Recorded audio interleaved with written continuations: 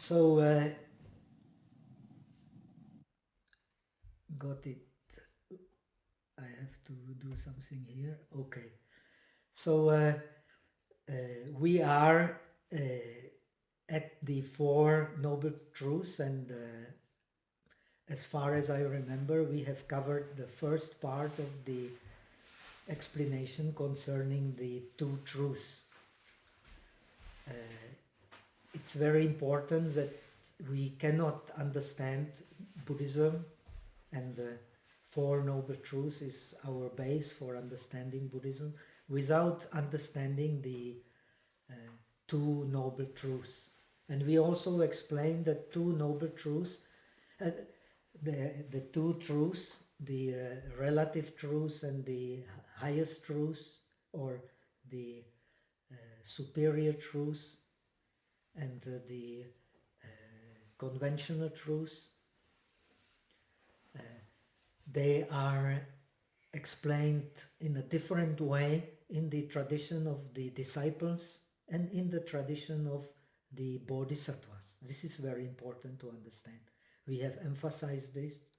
So it is very important to say that in the tradition of the disciples, the Four Noble Truths are called the pratishtita satya, established Four Noble Truths.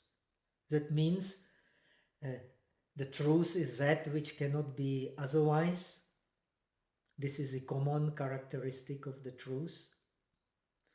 And these truths, they cannot be otherwise, ananya. They are actually the suchness, the tathata, and in the tradition of the disciples, they are established, they are pratishtita. The difference in the tradition of the bodhisattvas, what we may call the Mahayana explanation of the Buddhism, they are apratishtita. Everything that is established by words is in the tradition of the bodhisattvas is established merely in the relative truth.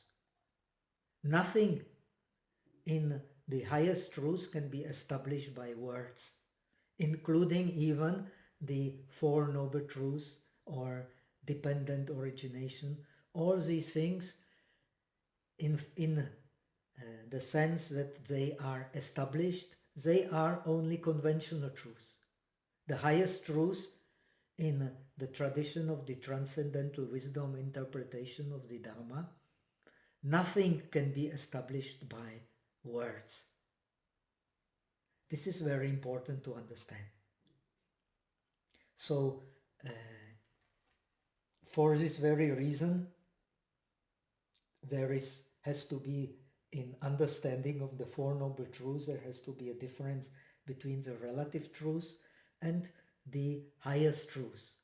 And as we have seen, Kumarajiva tackles the problem not from the point of view being even the translator of the Transcendental Wisdom Sutras and of the commentaries to the Transcendental Wisdom Sutras. He uses the Shravaka approach, the approach of what may be called the basic Buddhism or the early Buddhism. So he does not use, we have seen that very often in explanation of the other parts of this treatise, he uses the bodhisattva aspect of the explanation, the transcendental truth aspect of the explanation. Here he uses purely, in the explanation of the Four Noble Truths, he uses purely the approach of the Shravakas, approach of the disciples. So, similarly in the next part, as we see in Vibhasha Shastra, as we see in Abhidharmakosa, which is based on the Vibhasha Shastra, as Abhidharmakosa explains Kaya Chitta Dharma Nam Dvilakshana Parikshanat. There has to be in order to understand the Four Noble Truths, and in order to understand the base for understanding of the Four Noble Truths, that means the five aggregates, or the Kaya and Chitta, the mentality and corporality, we have to tackle them from two aspects. From the aspects of the Samanya Lakshana, the aspect of the common characteristic, and the aspect of the Vishesha Lakshana. This aspect of the Vishesha Lakshana is also tackled as being the Svabhava. This is a very important term, against which in a way, the Transcendental Sutra tradition has revolted. They emphasize, if we want to understand the Mahayana Buddhism, they especially emphasize that in nothing has Svalakshana, and therefore nothing can be really established as such, because all we can experience is a process. And in the process, if you establish something, if you establish Svabhava, it means it is something which stands. But in the process, nothing can stand. So, from the point of view of the common and special characteristics, again, the next part of the treatise is the Four Noble Truths established on the base of common characteristic and the special characteristic. Now, the common characteristic of the dukkha satya, of the truth of distress, is the five aggregates of clinging. The five aggregates of clinging is the dukkha. This is very important to understand. The Buddha explains in many places in the canon that the birth is suffering, the aging is suffering, the death is suffering, and so on. All this is according to the scriptures, according to the Abhidhamma, all this is a relative truth. Then the Pancha Upadana Khanda is explained as the highest truth. But here we have a different approach. Here the Pancha Upadana Skandha, they are the Samanya Lakshana. They are common characteristic because they are common to all worldly phenomena. All worldly phenomena in samsara, they are suffering because they are object of upadana. As long as one has not become a Buddha, a Shravaka Buddha or Bodhisattva Buddha, then he has not upadana khanda, but he has a vimukti khanda, vimokha khanda. Also five. The Sila Vimokha Skandha, Samadhi Vimokha Skandha, Panya Vimokha Khanda, the Vimokha Khanda and Vimokha Jnana Khanda. So these, when no more Upadana, so these become the Vimukti Skandha. They become the objects of liberation, not the object of bondage. As long as one is attached, they are object of bondage. And this is a general characteristic of being in samsara. We are in samsara because we have the five upadana khanda. We don't have the five We have the 5 aggregates of clinging. We don't have the 5 aggregates of liberation. This is very important. So it is tackled from a different perspective. It is common to, it is samanya lakshana, because it is common to all kinds of suffering. Whatever suffering is there, it is based on the upadana khandha. Of course, the physical suffering one cannot avoid. As long as one is born, one will have disease, one will have death. But this mental suffering is purely on the upadana, and the upadana, the clinging, is especially clinging to the aggregate of form. It is a base for the other clingings.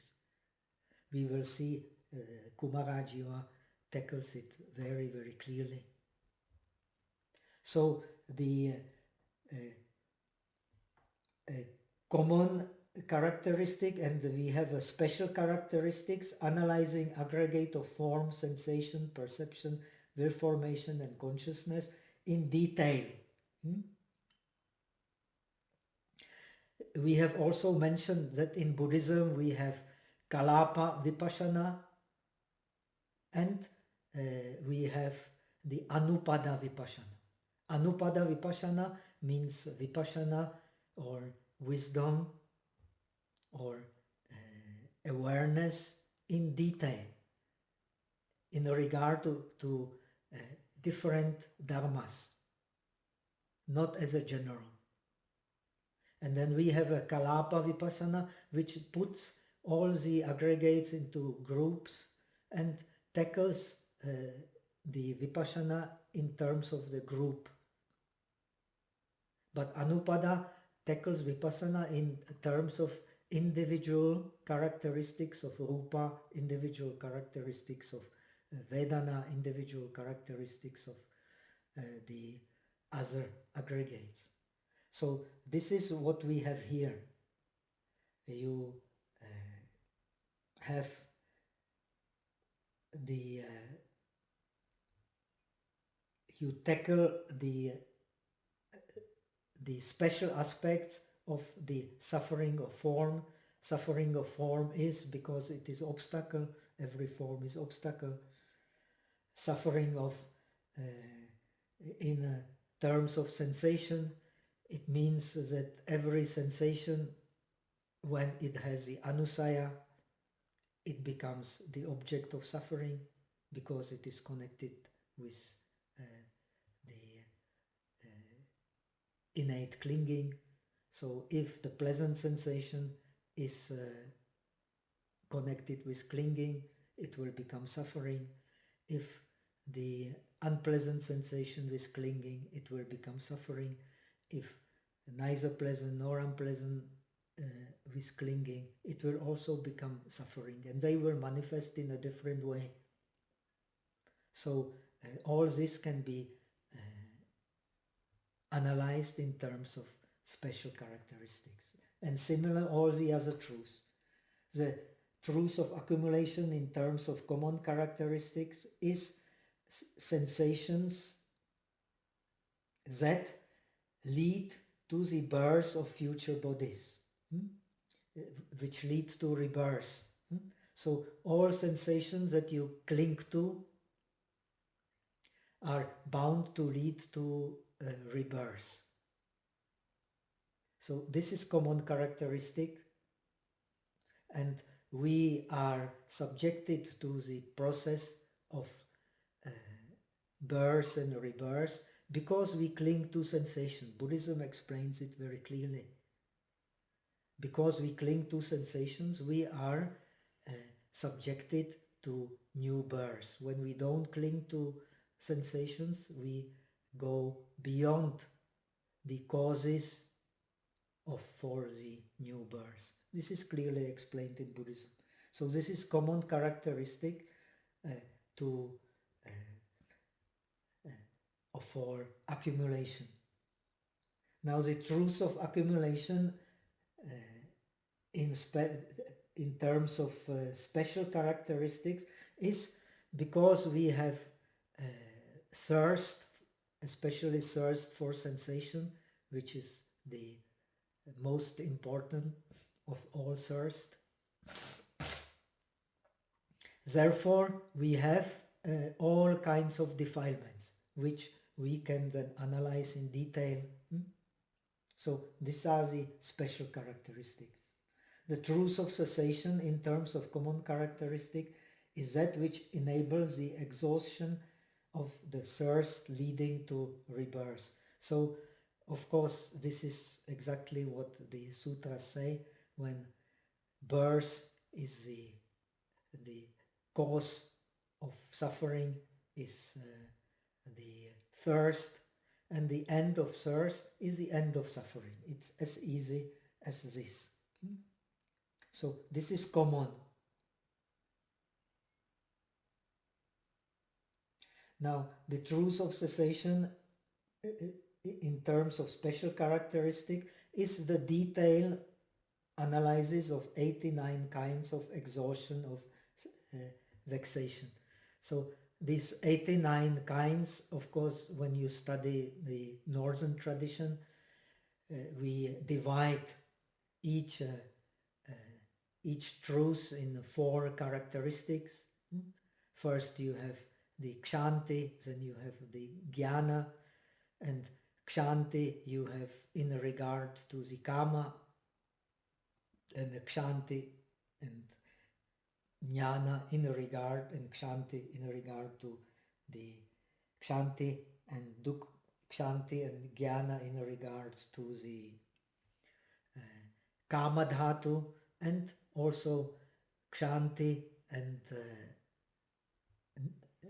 jnana in regard to the superior dhatus, to the rupa dhatu and the arupa dhatu. So this is how you get the 89.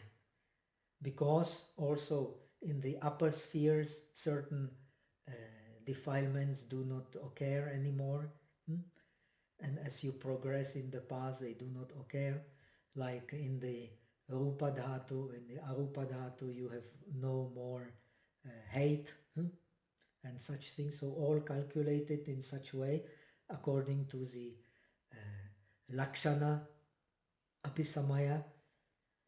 It is very important to understand in the northern tradition we have also the immediate abhisamaya, and we have the lakshana abhisamaya.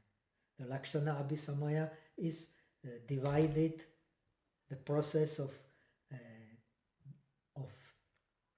the marga and phala is divided into different sections. These marga, the darshana marga appears in 16 moments. In these 16 moments you have all these kshantis and the jnanas in kama and in the upper spheres.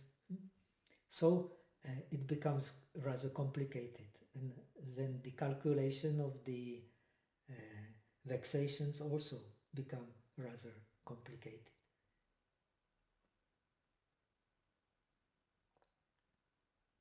So all these defilements are marked by the inflow and outflow of cankers. Cankers is not a good word, maybe of impurities into the mind and from the mind. And this is what causes the clinging. When these cankers or inflow and outflow of impurities from the mind is stopped, it is the cessation. And it stops again,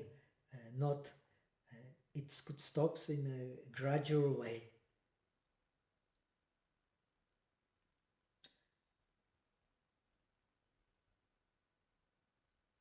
Now, the truth of the path in terms of common characteristic is the Eightfold Noble Path. There is no other path which cuts off the defilements than the Eightfold Noble Path. This is common to all correct paths as far as Buddhism is concerned. The truth in terms of special characteristic is a detailed analysis of the path from patient endurance to truth of suffering to the realization of the path of non-learning. So we have already explained that you have this endurance or kshanti, and you have the jnana, and you have the endurance and jnana in the sphere of kama and in the upper spheres. So each and every cutting of the defilements has to go through this process.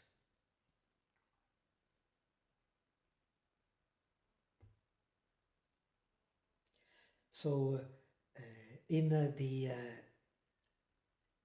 bodhisattva path, of course, we won't handle in detail, but it is very important that the analysis becomes very different, because when you analyze any aggregate, starting from the aggregate of form, the common characteristic is becomes emptiness.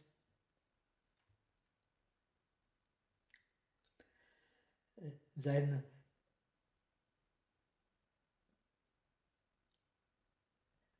the knowing of the impermanence, that this impermanence exists only in the relative truth. In the absolute truth, the impermanence is not there. So knowing that impermanence exists only in relative truth is also part of understanding of the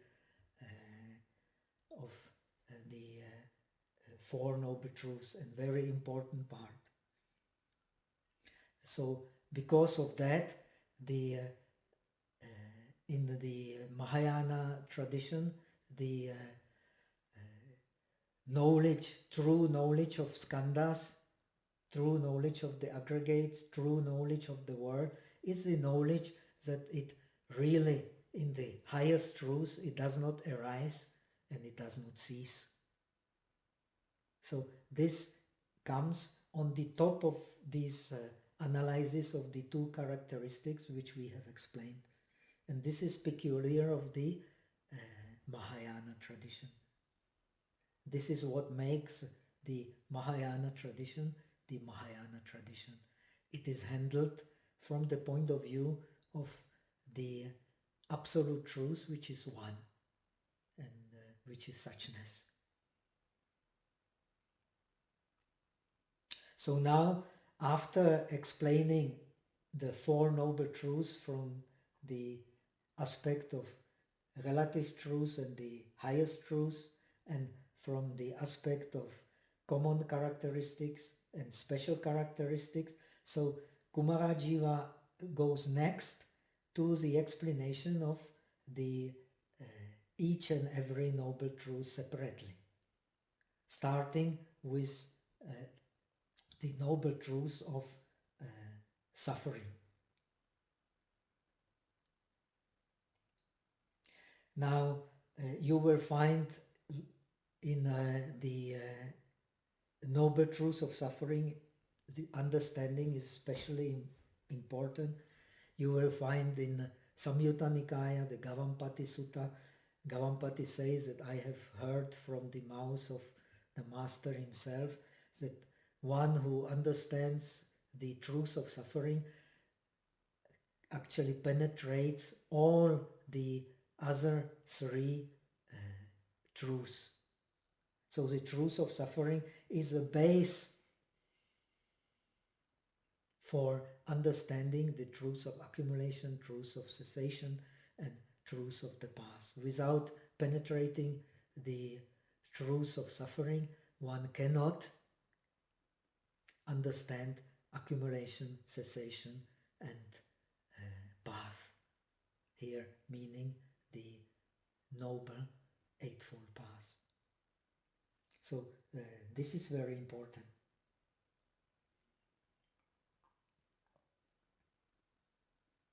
Now, in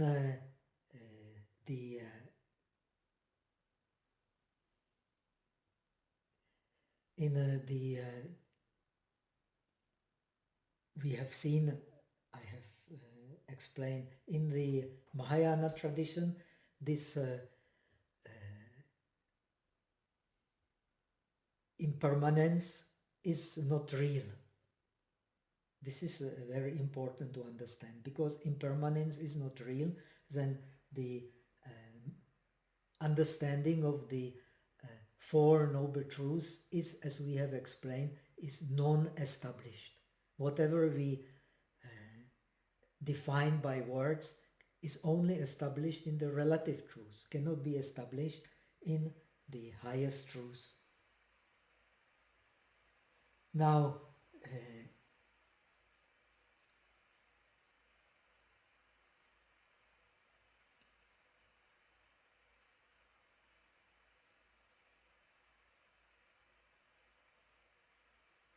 what is very important here, and what you do not find in generally in the scriptures of the disciples, but you will find it very common in Samkhya, in Vedanta. So Kumarajiva says that practitioners should contemplate old age, disease, death, and other sufferings and vexations of samsara as being due to the existence of the body. So basically, same like does Samkhya, like does Vedanta, Buddhism avoid this clear definition of suffering on the base of the body, for the obvious reason that in order to understand the bodily suffering, we have to understand the mental suffering. Without understanding the mental suffering, we will not understand the bodily suffering. This is very important. But Kumarajiva, we have to understand his period. He lives in the Gupta period, where Buddhism and Hindu teachings influence each other very much. So he adopts more or less the approach you will be very familiar with in Mahabharata and such scriptures. Actually, the suffering comes from the body. You have the body, you have the suffering. I have the body, I have the suffering. We cannot avoid it. So, but it's of course not as easy as that, because getting away from the body does not mean getting away from the suffering, because the suffering of the body and the suffering of the mind, they cannot be really separated. They are, as Visuddhimagga and Mahabharata also explain, they are like blind men and the cripple working always together, inseparably. So that means as long as we have the body, we are bound to suffer. And it is compared, Kumarajiva is very good in literature, he compares it to the poison food. No matter if it tastes good or bad, it will always be poison, and it will be always the cause of suffering. It is just unavoidable. So as long as one has a body, one is always bound to suffer, and it is inevitable.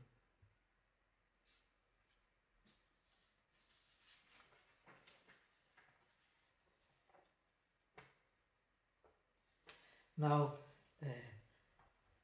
of course, being a Buddhist, he has to come to the complex of the body and mind, the nama rupa.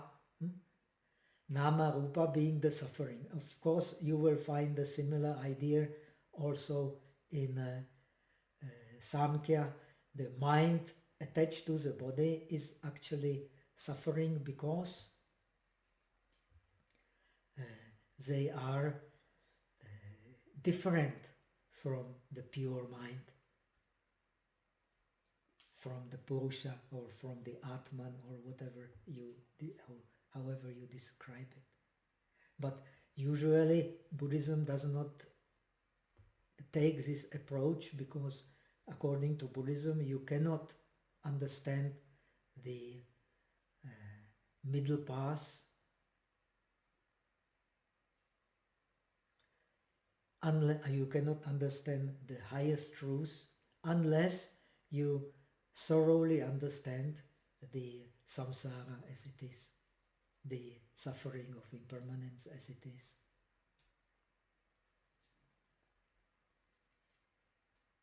So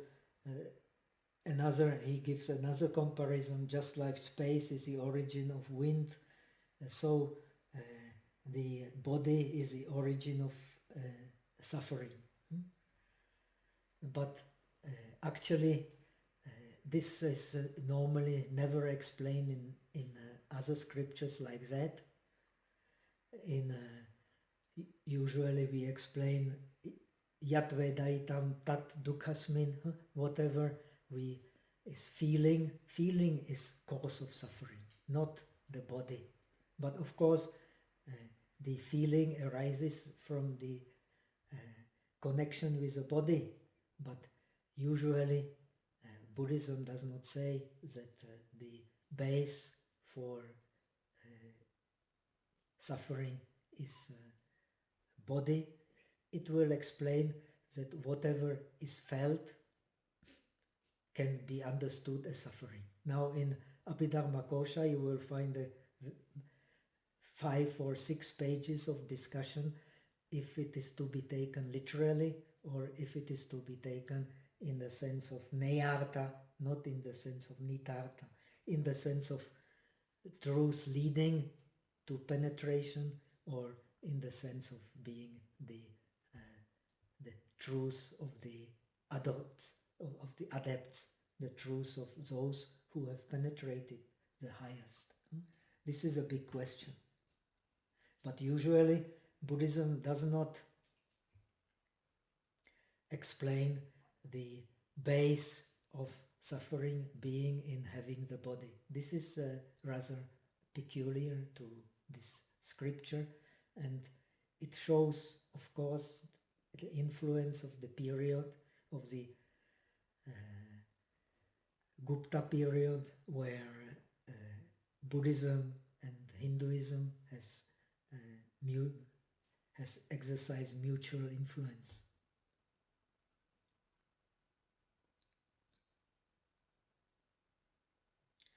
So then from body he comes to the complex of body and mind, and the complex of body and mind is always characterized by suffering. The nama rupa is always characterized by suffering.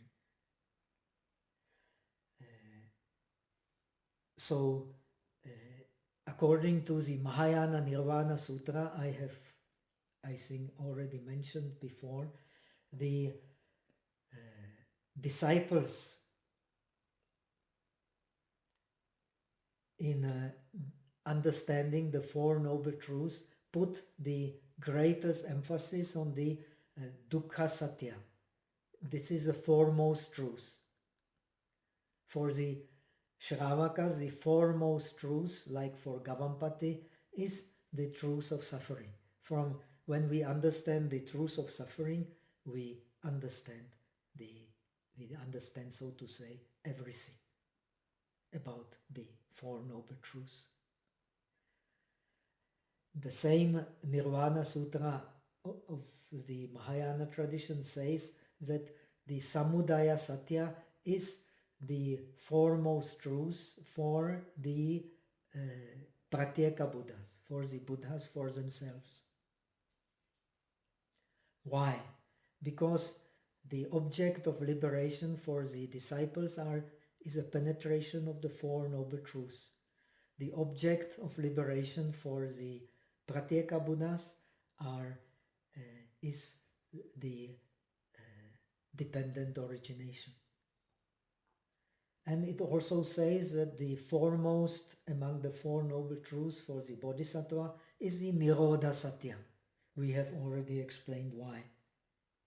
Because whatever can be described is only the relative truth. And the highest can never be described.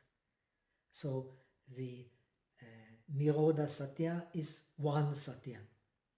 This is clearly explained in the Pragya Paramitas also. When we understand the Four Noble Truths, we understand Four Noble Truths as being the one truth. This is what the Sutras of Transcendental Wisdom teach.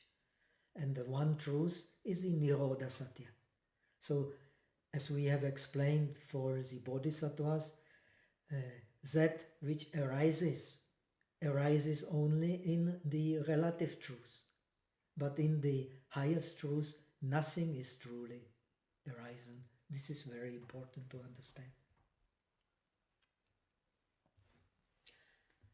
So now comes the explanation, because as long as there is a body, then all these sufferings are bound to arise, and as long as the mind is attached to the body, so all the mental sufferings will arise. All the worries, soka, all the parideva, all the lamentations, all the fears, bhaya, such things as Bala Pandita Sutta says in the Majjhima Nikaya, all these belongs to the Balas, not to the Panditas. Why? Because the Panditas have mind which is not attached to the body. It is as simple as that. So it says the suffering of worry, anxiety, fear, resentment, annoyance, all these, worry, anxiety, fear, annoyance, all these are the results of resentment, result of hate. And the hate is especially the most detrimental of all the defilements. The attachment to the pleasant sensation, even so it also becomes leads to akusala, but the resentment due to unpleasant sensation, that is the cause of the worst and deepest defilements, which actually destroy humanity, human features in the beings.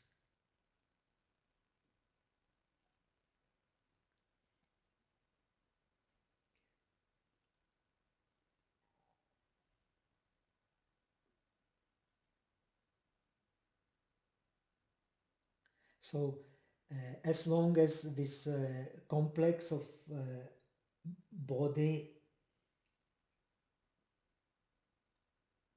and mind exists, so suffering is inevitable as long as one clings to the sensation. One should know that the suffering and pain of the three times exist due to the complex of body and mind. So, from the point of view of the Bodhisattva path, it is very important, as Nagarjuna in the second chapter of the Madhyamika Karikas explain, the time also does not really exist. It only exists in a relative sense.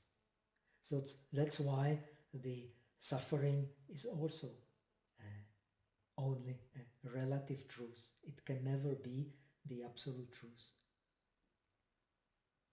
And it is clearly explained why the truth of suffering is a base for understanding all the other truths. Because only when we contemplate the truth of suffering, we can get nibbida. We can get disenchantment from the samsaric state, from the state of thirst. Samsaric state is a state of thirst. And because we have nibbida, we have disenchantment, therefore we can have samvega. We can be shaken by suffering. When we shaken by suffering, we will try hard for liberation. And we can be only shaken by suffering when we are disenchanted from this complex of body and the mind. So truth of suffering, penetration of truth of suffering is necessary for the sake of nibbida. Without a nibbida, no question of getting closer to any kind of liberation, any kind of cutting off of defilements. And because we have nibbida, we can have samvega, we can be shaken, and then we can put effort into the practice. When we put effort into the practice can succeed, because it will have continuity. And without the samvega caused by nibbida, the practice will not have continuity. So, no question of getting beyond the state of suffering.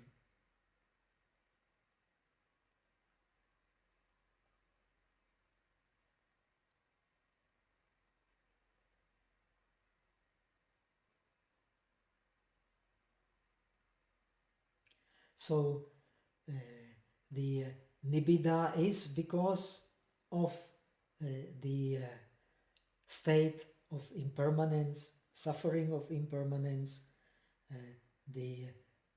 in northern tradition, emptiness of impermanence, and the selflessness.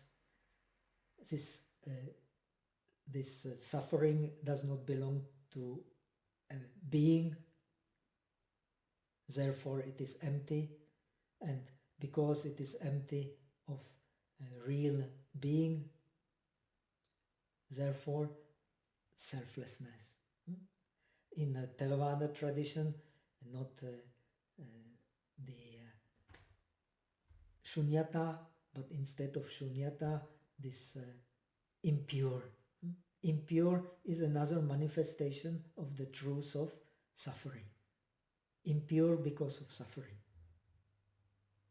So actually the 4 characteristics boil down to 3 characteristics, because we have nibbida, because we understand impermanence, suffering of impermanence, and selflessness of impermanence.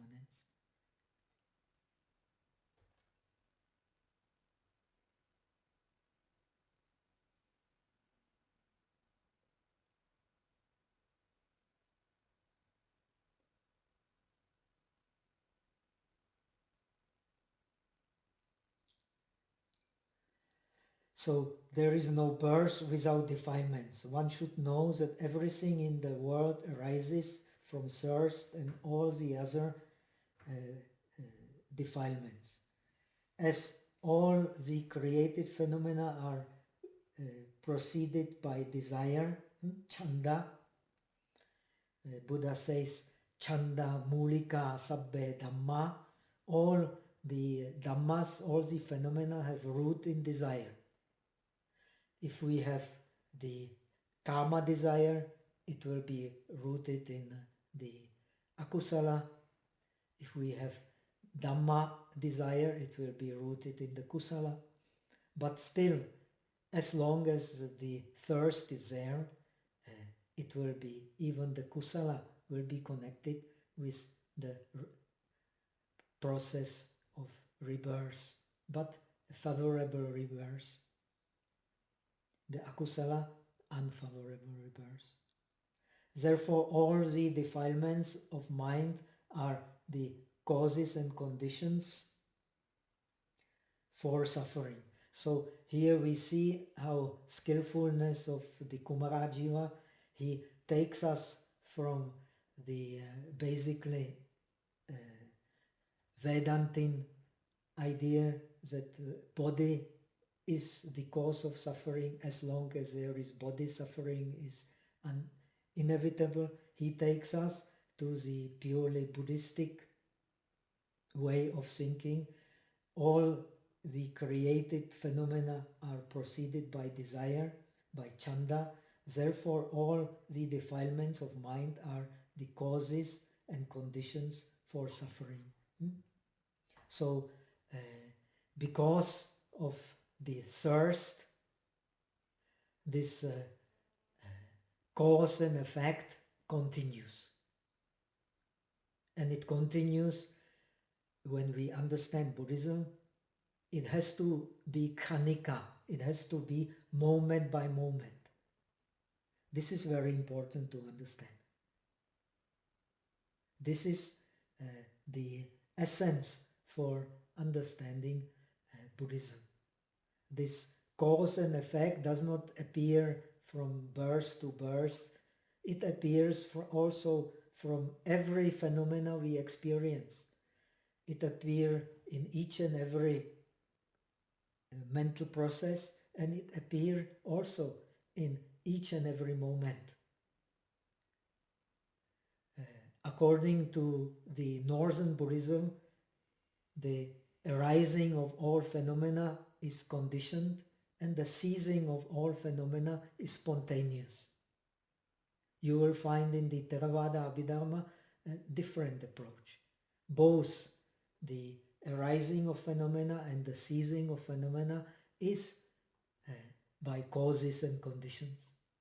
So this is very important in the interpretation of the truth of cessation. The truth of cessation actually is happening in each and every moment. And Buddha encourages us, it's also in Theravada scriptures, to meditate like that, to penetrate the truth of suffering and the truth of cause of suffering, the truth of accumulation, the truth of thirst. Now we come to the next truth, the Samudaya Satya. The Samudaya Satya in the tradition of Sautrantikas, and especially in the tradition of the Yogacara, which has influenced the whole of Mahayana approach to Abhidharma, they are actually the seats in the consciousness, which are like the Anusaya in the Sarvastivada or in the Theravada tradition. So the moisture of thirst is in the mind in the form of these Anusayas. And due to these Anusayas, we have this Alaya consciousness, or in Theravada tradition we have the Bhavanga consciousness, which is the continuity of the consciousness from life to life, but also from moment to moment. This continuity of consciousness is based in this basic consciousness. Otherwise, we cannot explain the continuity. And we have to explain the continuity to make sense to the law of cause and effect. But this continuity as far as the Mahayana tradition is concerned, we have already explained, is not real because the time is not real. This is the teaching of the Transcendental Sutras, especially systematized by Nagarjuna himself. So there cannot be birth without the moisture of thirst. There cannot be birth without these seeds of previous vasanas, of previous habits of thirst in our mind. So it is just like dry soil. This is a very common simile you will find in the scriptures also. Dry soil, it cannot be attached to a wall. It can only be attached when mixed with water. So due to all kinds of defilements, there are different kinds of births. So the births happen according to the nature of the thirst. And the nature of the thirst, because the thirst is the root of defilements, it can be favorable birth if it is connected with Dhammachanda. Here Dhamma also means morality. Morality is a base for a more favorable rebirth. And the defilements which are caused by hate and such things, they lead to unfavorable birth. So these are these abhisamskaras in Buddhism. These abhisamskaras, they are the results of the thirst, and these abhisamskaras, they form the existence. Abhisamskara means these formative formations. We have formative formations, therefore we are bound to be born, because we accumulate the formations. When we accumulate the formations, we accumulate the karma, because the karma is the accumulation of formations.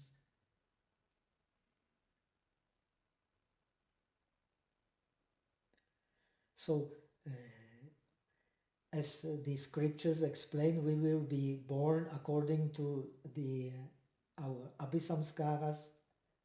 All kinds of defilements lead to all kinds of births. All kinds of accumulations lead to all kinds of births, because these abhisamskaras, they accumulate. One with many desires will be formed by many desires. One will much hate and resentment be formed by much hate and resentment.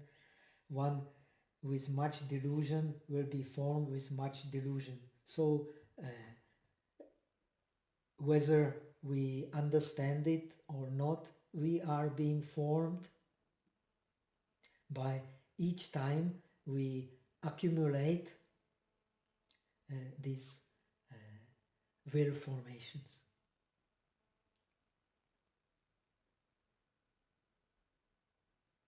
So the little desires and contentment will lead to the peace, and many desires and non-contentment will lead to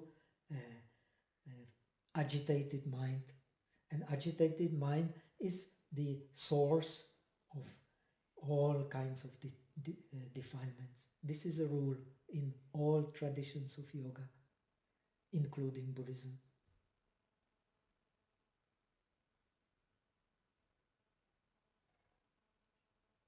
So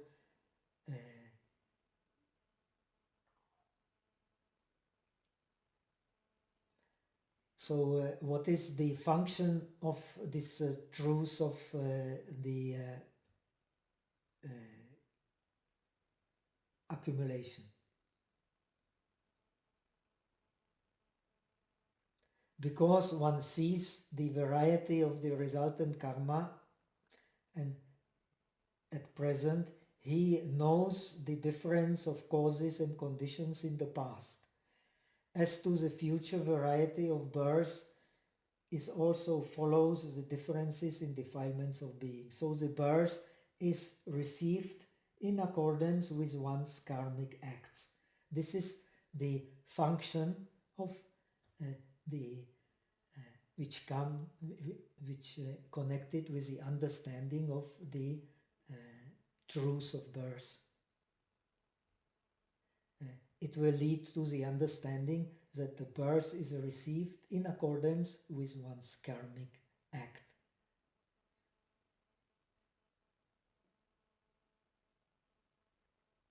So, if one acts with hate and resentment, then one can receive the body of the poisonous snake and so on. We are, so to say, formed by our accumulation of abhisamskaras, which lead to karmic acts.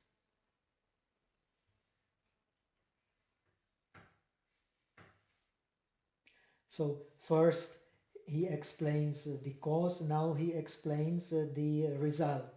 Therefore one should know that thirst and all the other defilements are the causes and conditions of all kinds of suffering. When these causes and conditions are extinguished, the suffering is extinguished, and this is nirvana. So we come to the result of the extinction, which is cessation, truth of cessation, nirvana. The truth of suffering and the cause of suffering is the truth of the turmoil. The truth of suffering is the cause of peace. This is very important to understand. So the truth of suffering and the truth which is the truth of the result, truth of accumulation, which is the truth of the cause, they result in turmoil. Now the truth of cessation, which is a result, and the truth of the middle path, of the Eightfold Noble Path, which is the cause, they result in peace. So five, as long as they are, as Visuddhimagga and Abhidharma explains, as they are the five causes in the past, they will continue in the present. And which are the five causes in the past? The ignorance, the samskaras, the thirst, the upadana, and the bhava, and the arising. These are the five causes in the past. If they are there, then if they are there in the present, then they will be the cause of the future. So in the past, they were the five causes that we are born in the present. When they continue in the present, they will be the causes of our continuity in existence in the future.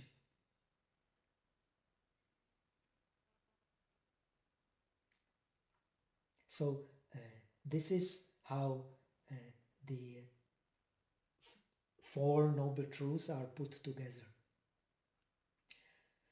So Nirvana is called the separation from desire, because we have desires, we have turmoil. The end of desires is the end of turmoil. It is the extinction of all defilements. It is permanent, and the permanent means that it is characterized by sameness. Sameness is the root of the peace. We realize a peace because we realize the sameness. Without change. In it, there is no birth, no aging, no disease. So this is Nirvana, as opposite to the suffering of samsara, in which all these things happen. So, of course, this is explanation for the disciples.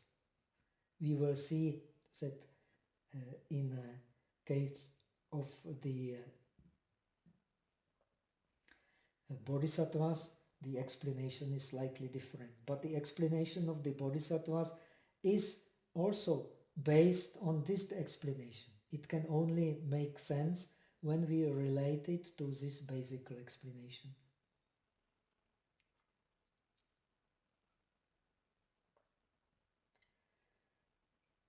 So, appeasement of cessation. Now, in different traditions explain the truth of cessation in a different way. In Buddhism, we have, especially in Tibetan Buddhism, we have 4 explanations of the Nirvana. We have the Sarvastivada explanation, which is similar to Theravada, both aspects of the bliss and cessation. As the Ratana Sutta says, Kayam Puranam Navam Nati Sambhavam Vigata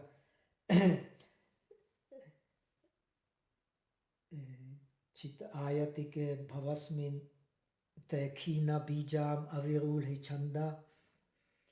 So you are extinguished like a lamp. From this, the Sautrantika explains the truth of Nirvana as a truth of extinction, simply extinction. But of course, it is very difficult to advocate because no one practices to be extinguished. So, Sarvastivada, Theravada is truth, is the truth of extinction, is the truth of bliss also, and bliss of extinction. It is also the truth of the non-existence of the causes of samsara, and it is also the truth of extinction like a lamp. They connect it together. For Sautrantika, it is only non-existence. For the Yogacara tradition, again a different explanation. For the Madhyamika, again a different explanation. So all depends on the tradition, but all traditions are equal in emphasizing that the Nirvana is a state of sameness. Sameness which is permanent without change. And it is the no time. There is no place to go, therefore there is no time. Now, in the both Theravada tradition and in the Vaibhasika or Sarvastivada tradition, we explain each and every truth in terms of the 4 characteristics. You will find the same in Theravada, in the Visuddhimagga, but these characteristics are different.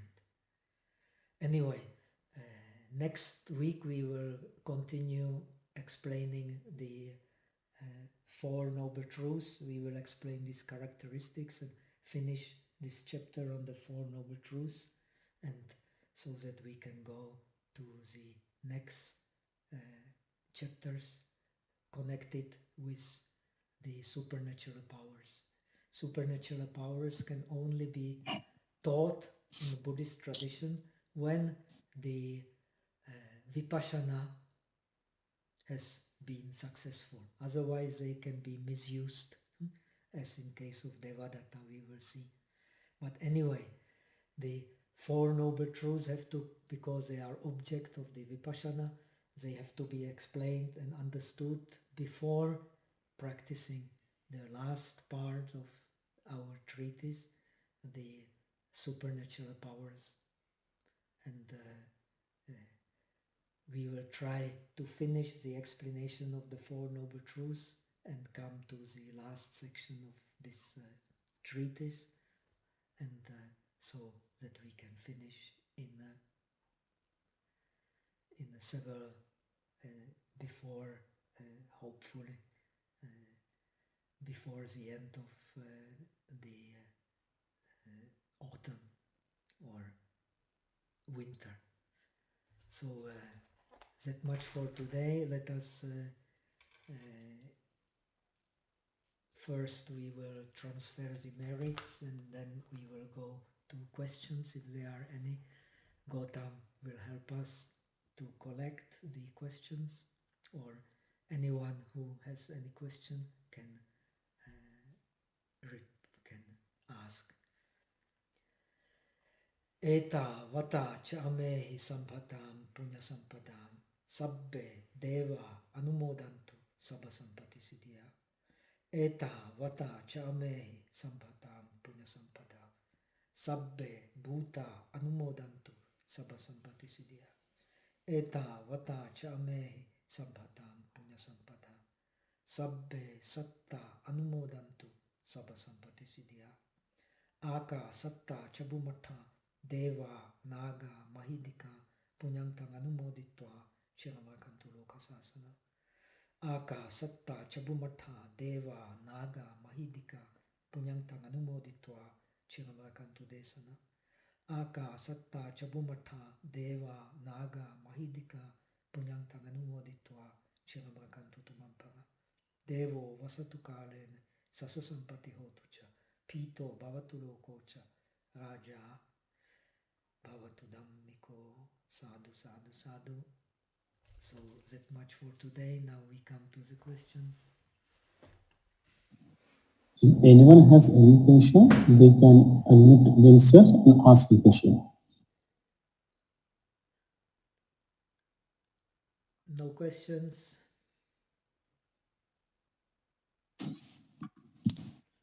Hello, Venerable Dhammadipa. Hello. Thank you for taking the time for this teaching. It's very much appreciated. My question is, could you please explain the difference between abiding nirvana, as described in some of the early tenet systems, and then non-abiding nirvana, as described in some of the Mahayana? Yes, of course. In the highest truths, nothing can be established. This is very important to understand. If you take, for example, Sandhi-Nirmochana Sutra, it emphasizes very much, which is a base of Yogacara tradition. In the 6th chapter, it starts by explaining that the highest truth is that which cannot be explained by the words. This is very important also in the understanding the Mahayana meditation. And the highest truth cannot be established, because if it is established, it is something which stands. And if it is something which stands, then it will be different from the world. But the Buddha has taught that the truth is one. The truth is one. Ekam hi satyam dvitiya navidyate. There is only one truth. The second truth does not exist. This you will find in all Buddhist traditions, but explanation is different. Now, the purpose from the Mahayana point of view of explaining the Four Noble Truths is to come to one truth. That's why the Transcendental Sutras and Nagarjuna systematizes, explain, like in 24th chapter of Mula Madhyamika Karikas, that there cannot be the difference between nirvana and samsara, because the limit of samsara is a limit of nirvana. And if the absolute truth is a truth of the difference, then the one truth does not make any sense. So one truth can only make sense when there is no difference between the worldly and the highest. And this is the meaning of the transcendental truth. In transcendental truth, nothing can be reached. Aprapya. The highest truth is aprapya. It cannot be something you can get hold of. If you get hold of it, it means you have not understood the dependent origination. So this makes the difference. So once you establish something, you only can establish on the base of the relative truth, on the base of the convention. So you have the right convention and you have the wrong convention. The four noble truths are the right convention.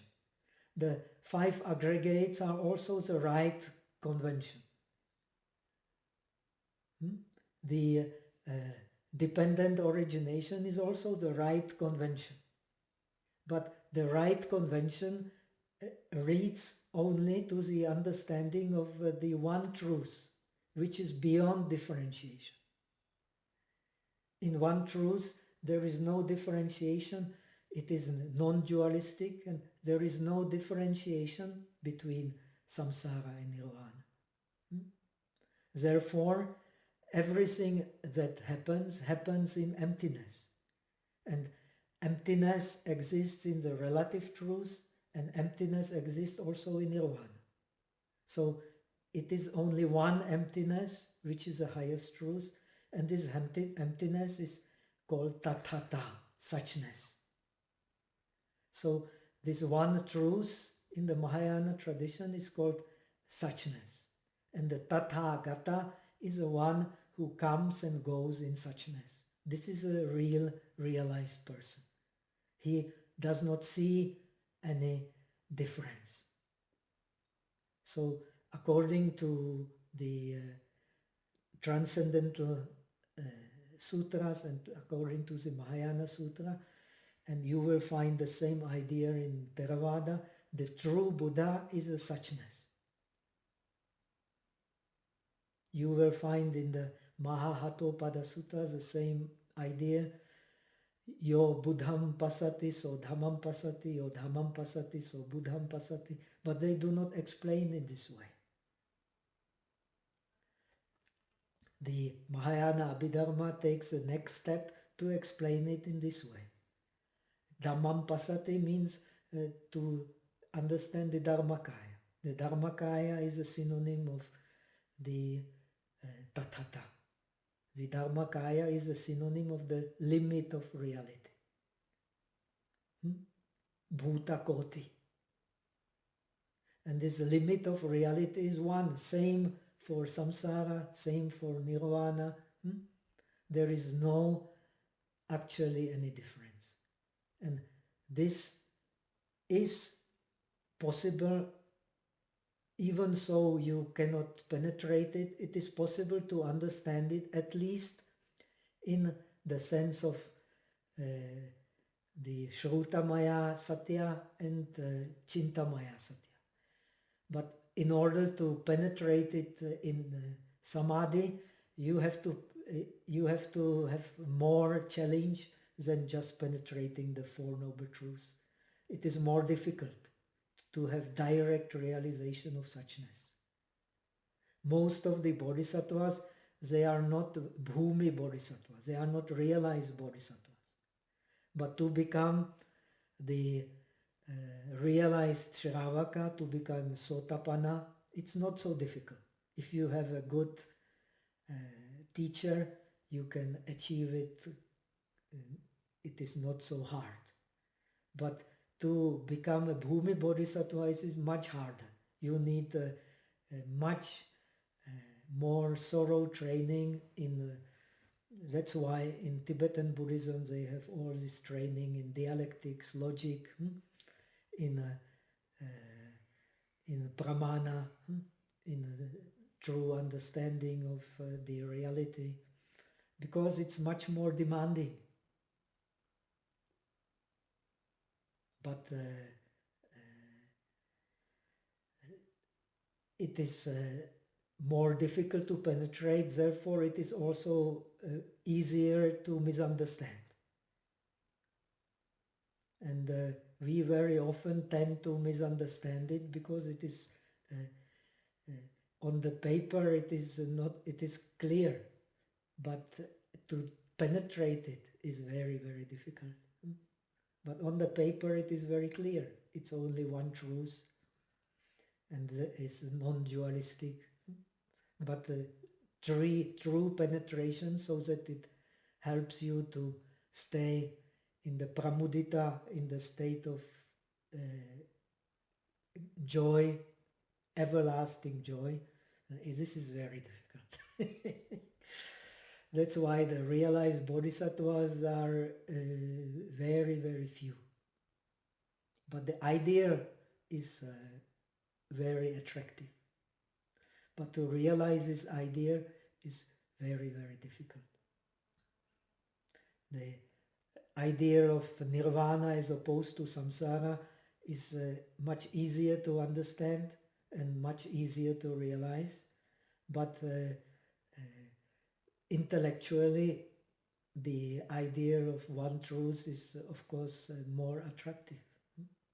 But again, more easy to misunderstand.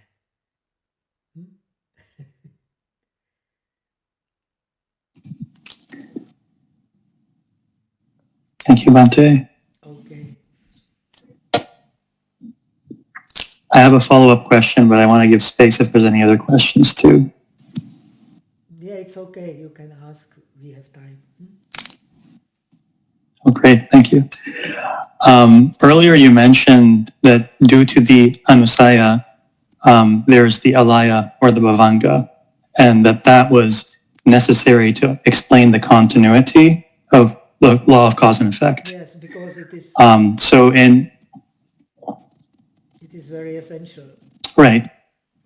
Right. Yeah, it makes sense. Right. So, however, I believe it's, if I'm not mistaken, I believe it's the Yogacara that posits the existence of the alaya. And then I believe, if I'm not mistaken, once again, in the Madhyamika, they actually don't accept the alaya or the bhavanga as even conventionally true.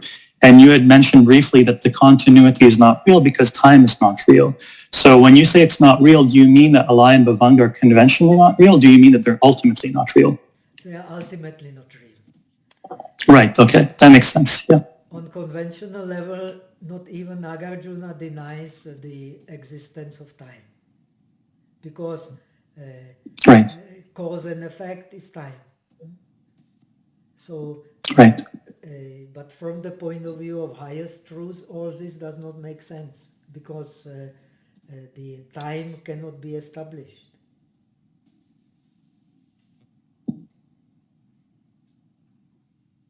Time is only, and so, only in reference right. to the past, present, and future. So it is a relative. No?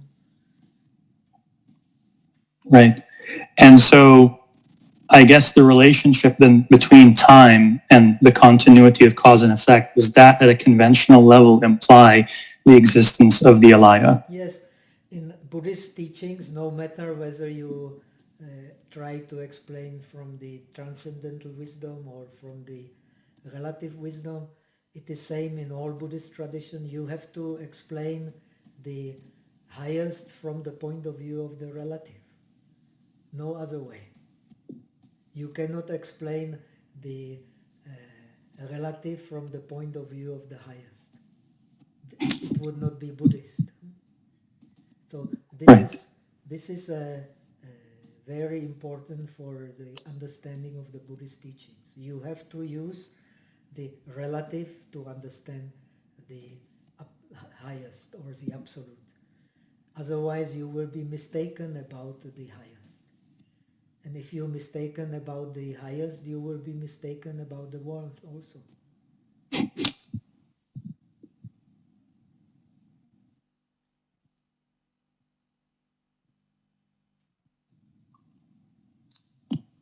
Thank you, Bhante. Any other questions?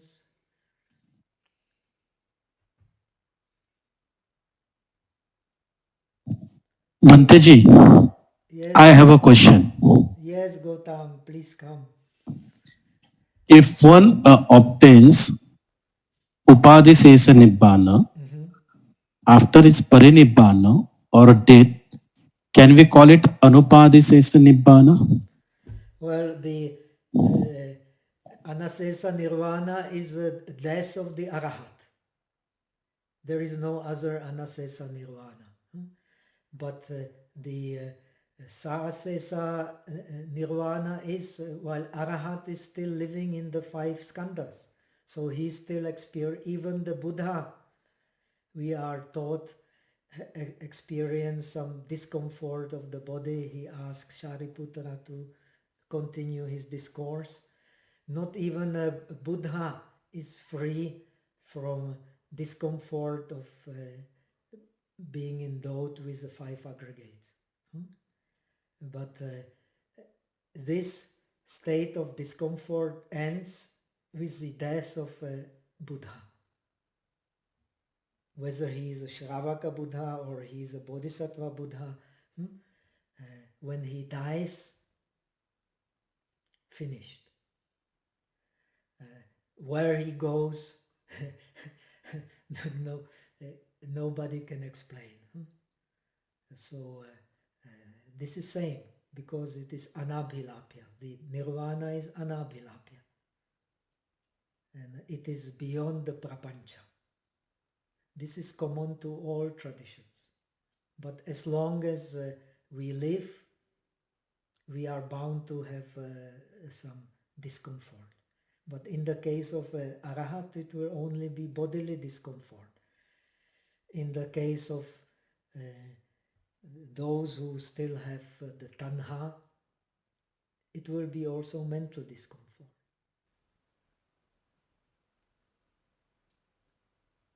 Okay, bye. Thank you. Bye. Thank you, Bhante. Thank you so much. Thank you, Bhante.